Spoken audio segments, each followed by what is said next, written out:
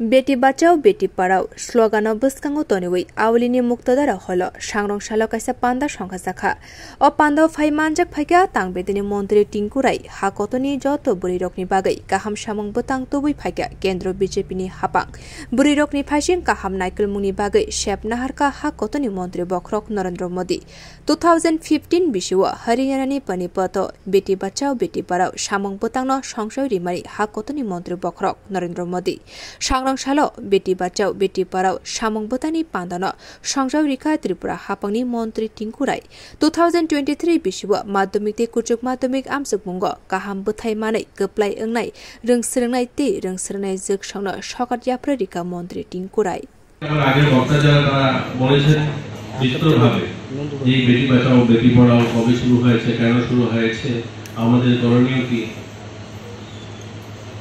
আমরা আমাদের স্বাধীনতার ৭৫তম বর্ষপূর্তি এক বছর আগে শুরু হয়েছিল তিরঙ্গা যাত্রা দিয়ে আর এবার তার সমাপ্তি অনুষ্ঠান শুরু হয়েছে গোটা রাজ্যে আমরা মেরে মিট্টি মেরে দেশ তিরঙ্গা এই সমস্ত দেশাত্মবোধক এবং দেশকে সমৃদ্ধ করা যায় এই ধরনের অনেকগুলো কার্যক্রম হাতে নিয়েছে এরকমই মাননীয় প্রধানমন্ত্রী 2014 সালে যখন সরকার শপথ নেন তিনি ভারতবর্ষের দায়িত্ব নেন তারপর থেকে ভারতের অগ্রগতি ভারতের যে উন্নয়ন মায়েদের শিশুদের যুব সমাজ শিল্পক্ষেত্রে অভিনব পরিবর্তন আমরা দেখতে পাই একদিকে যেমন শিশুদের মেয়েদের শিক্ষা সুরক্ষা সম্মান স্বাবলম্বী এই শব্দগুলো কিন্তু আগেও ছিল এটা নতুন কিছু নয় কিন্তু এটা পরিবর্তন কি হয়েছে এটার পরিবর্তন হয়েছে দেশ স্বাধীনতার ৭০ বছর যখন আমরা পার করেছিলাম তারপর যেটা পরিবর্তন হয়েছে যে মায়েদেরকে সম্মান দেওয়া আমরা দেখেছি লালকেল্লার থেকে মোদীজি ভাষণ দিচ্ছিলেন যে শৌচালয় নির্মাণ করা হবে ওটা নিয়ে অনেক ক্রিটিসিজম হয়েছে প্রধানমন্ত্রী শৌচালয় নির্মাণ করবেন এটা একটা নতুন কার্যক্রম এটা তো নিরন্তর প্রক্রিয়া অনেকদিন ধরে চলছিল কিন্তু একবারও ভাবেনি মানুষ যখন অনেক মায়েরা অনেক বোনেরা অনেক শিশুরা ওই সূর্য অস্ত অপেক্ষা করতে হতো তাকে শৌচালয়ে যাওয়ার জন্য এরকম ভারতবর্ষে হাজারো হাজারো সংখ্যা ভারতে ছিল এটার পরিবর্তন চাই অর্থাৎ মায়েদেরকে সম্মান দিতে হবে আজ মায়েদেরকে স্বাবলম্বী করে তোলার কথা যখন হয় শুধু শিক্ষা এবং সুরক্ষা নয় মায়েরা যেন স্বাবলম্বী হয় তার জন্য অনেক কার্যক্রম নেওয়া হয়েছে মেয়েরা যেন পড়াশোনা করে তারা যেন তাদের নিজের পায়ে দাঁড়াতে পারে আজকের ভারত যদি আমরা দেখি প্রধানমন্ত্রী নরেন্দ্র মোদীর যে ক্যাবিনেট রয়েছে সেই ক্যাবিনেটে 11 জন মন্ত্রী রয়েছেন এটা ভারতে প্রথম হয়েছে যে ভারতের প্রতিরক্ষা মন্ত্রী মহিলা ভারতের অর্থমন্ত্রী মহিলা দেশ স্বাধীনতার ৭৫ বছরের মাথায় এসে আমাদের ভারতের অর্থনৈতিক উন্নয়ন হয়েছে আমরা 10 নম্বর থেকে 5 নম্বরে এসেছি আমাদের ভারত অনেক এগিয়েছে আমরা দেখবেন অনেক বোনেরা যখন গান গান তখন বলেন ওই একটা কবি লেখা গান রয়েছে যে ভারত আবার জগৎ সভায় শ্রেষ্ঠ আসন লবে আজ লবে নয় আজ ভারত আবার জগৎ সভায় শ্রেষ্ঠ আসন নিয়েছে আজ ভারত পরিবর্তন হয়েছে অনেক পরিবর্তন যে ভারতে একসময় বোফোর্স কেলেঙ্কারি হয়েছিল রাজীব গান্ধী প্রধানমন্ত্রী বোফোর্স কেলেঙ্কারি হয়েছে কেন বিমান কিনতে হয়েছে বিদেশ থেকে রাশিয়ার থেকে বিমান কিনতে হয়েছে আর বিমান কিনতে হয় না আজ ভারতের বিমান তৈরি করে বিদেশকে দিচ্ছে আজ যে ভারতের মায়েদের বোনেদের কথা আমরা বলছি সেই ভারতের অর্থমন্ত্রী মহিলা ভারতের রাষ্ট্রপতি মহিলা ভারতের বিদেশমন্ত্রী মহিলা ছিলেন আজ ভারত অনেক বদলেছে আজ আমরা আমাদের ত্রিপুরা রাজ্যকে পরিচিতি দিতে গিয়ে অনেক সময় বলতে হয় पता है आपको हम दीपा कर्मकार जहाँ है वो आगे त्रिपुरा है वो আগরতলা से आते हैं আজ দীপা কর্মকার বা আমাদের স্বাগতা লক্ষ্মী রিয়াং বা আমাদের ছোট্ট আলসিয়া তাদের নামে আমাদের অনেকে চেনে ওই পরিবর্তন ত্রিপুরা আমাদের একটা ছোট্ট এখানে স্কুল রয়েছে বাজারঘাটে স্পোর্টস স্কুল যেখানে 200 মতো স্টুডেন্ট রয়েছে 96 হচ্ছে ছেলেদের আর 116 হচ্ছে মেয়েরা এবং 116 মেয়েরা এটা বড় কথা নয় আমরা কিছুদিন আগে 13টা টিম পাঠিয়েছিলাম ন্যাশনাল খেলবে উড়িষ্যাতে গিয়েছিল সেখান থেকে ব্রোঞ্জ মেডেল জিতেছে কারা জিতেছে ওই মহিলাদের টিম মেয়েদের টিম জিতেছে আমরা ফুটবল টিম দুটো ছেলেদের টিম পাঠিয়েছিলাম, মেয়েদের টিম পাঠিয়েছিলাম, মেয়েদের টিম ব্রোঞ্জ নিয়ে এসেছে। আজ আমরা গর্বান্বিত তাদেরকে নিয়ে। আর মেয়েরা সেই ভারতের মেয়ে। এই সরকার আসার পর পরিবর্তন হয়েছে। আমরা দেখেছি আমাদের রাজ্যের স্কুলগুলোতে ক্লাস 9-এ ওঠার পর মেয়েদেরকে সাইকেল দেওয়া হতো, তাদেরকে এসসি এদেরকে দেওয়া হতো। এই সরকার এসে বলছে না, সবাইকে দেওয়া হবে, সব মেয়েদেরকে দেওয়া হবে, তার মধ্যে বিভেদ থাকবে না, সবাইকে দেওয়া হবে। আমরা এইবারে মাননীয় মুখ্যমন্ত্রী ঘোষণা করেছেন বাজেটে, যারা 100 জন ছাত্রী যারা 12-এ প্রথম হবে তাদেরকে, যারা সবচেয়ে বেশি নাম্বার নিয়ে আসবে 100 ছাত্রী, তাদেরকে স্কুটি দেওয়া হবে। শুধু স্কুটি দেওয়া নয়, এটা স্কুটিটা দেওয়া শুধুমাত্র যে স্কুটি দিলে স্কুটি ওর বাবাও কিনতে পারে, কিন্তু স্কুটিটা দেওয়া মানে তাকে উৎসাহিত করা। আমরা আমাদের মেয়েদেরকে একদিকে যেমন সম্মান জানাই, আমরা আমাদের রাজ্যে দেখেছি ত্রিস্তরীয় পঞ্চায়েতি ব্যবস্থা অর্ধেক আর জনপ্রতিনিধি মহিলাদের।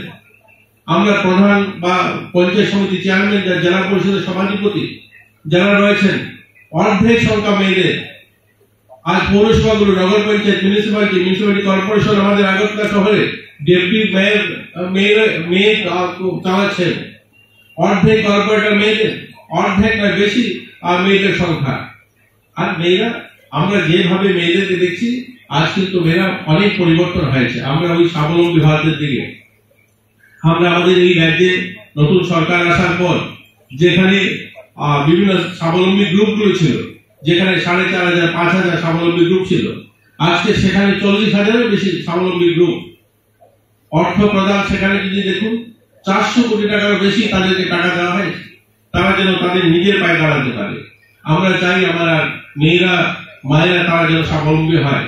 মেয়েরা যে কাজ করতে পারে, আমরা দেখেছি বিভিন্ন সারা ভারতে কর্পোরেট সেক্টরে আমাদের মেয়েদের সংখ্যা আজ বড় বড় কোম্পানিগুলোতে যাদের নেতৃত্বে চলছে।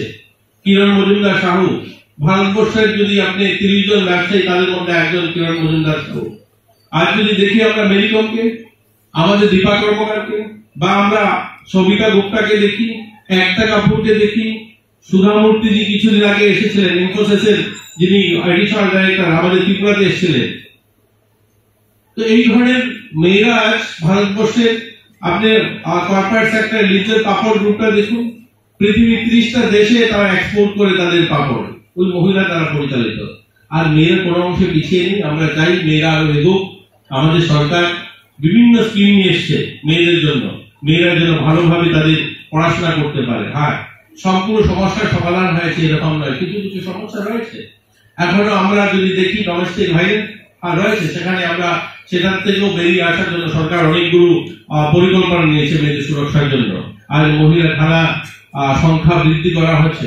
প্রত্যেকটা থানা যেখানে যেখানে রয়েছে সেখানেও মহিলাদের জন্য মহিলা থানা নতুন নির্মাণ করা হচ্ছে। মহিলা ওসি অ্যাপয়েন্ট করা হচ্ছে, মহিলা পুলিশ আধিকারিক অ্যাপয়েন্ট করা হচ্ছে, মহিলা পুলিশ ভলেন্টিয়ার্স নিয়োগ করা হচ্ছে, যেন মেয়েরা সেখানে গিয়ে তাদের কথা বলতে পারে। আর ওয়ান স্টপ সেন্টার প্রত্যেকটা জেলাতে স্থাপন করা হচ্ছে।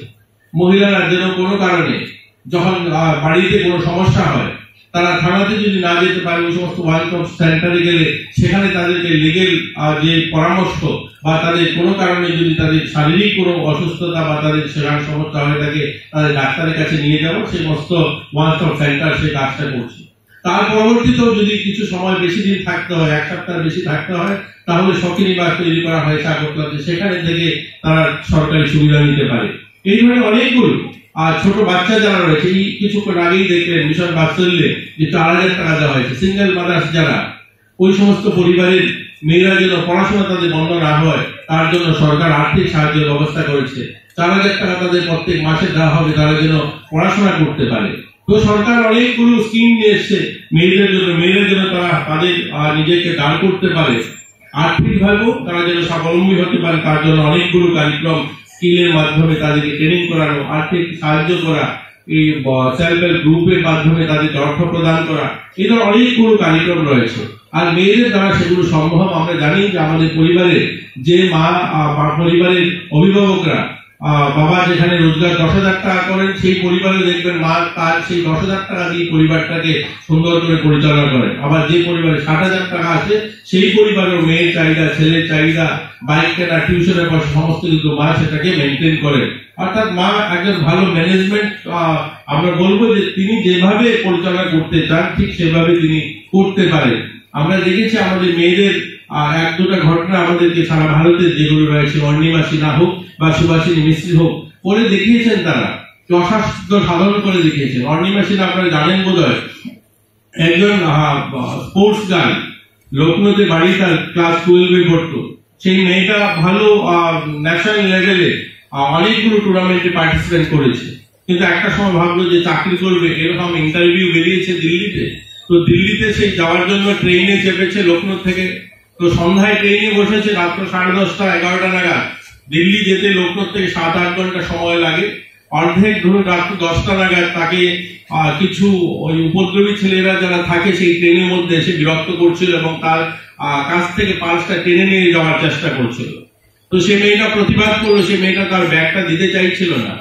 তো সেই প্রতিবাদ করাতে তার সঙ্গে যখন ধাক্কাধাক্কি শুরু হয়, তাকে ধাক্কা মেরে ফেলে দেয় অপোজিট দিকে রেল ট্র্যাকের মধ্যে। সঙ্গে সঙ্গে একটা ট্রেন আসে এবং সেই ট্রেন অর্ণিমা সিনহার পাটা কেটে দেয়। পাটা কেটে যায় এবং সেই রাত্র 10টার থেকে সে পুরো রাত সেখানে পড়ে থাকে অজ্ঞান হয়ে। তার একদম কিছু বলতে পারছিল না, পায়ে রক্তক্ষরণ হয়েছে। এবং পরবর্তী সময় সূর্য উদয়ের পরের দিন যখন তার সেন্স আসে এবং চিৎকার শুরু করে, মানুষ এসে তাকে হসপিটালে নিয়ে যায় এবং হসপিটালে নিয়ে যাওয়ার পরে প্রায় 1 বছর তার চিকিৎসা চলে এবং একটা পা কেটে যায় এবং সেখানে একটা প্লাস্টিক পা লাগিয়ে দেয়। এই অর্ণিমা সিনহা 2014 সালে, অর্থাৎ 2011-তে তার পাটা কাটা যায়। 1 বছর চিকিৎসা হয় 2013। 1 বছরে পৃথিবীর 6টা যে বড় এভারেস্ট যেগুলো রয়েছে, এই 6টা বড় এভারেস্টে সে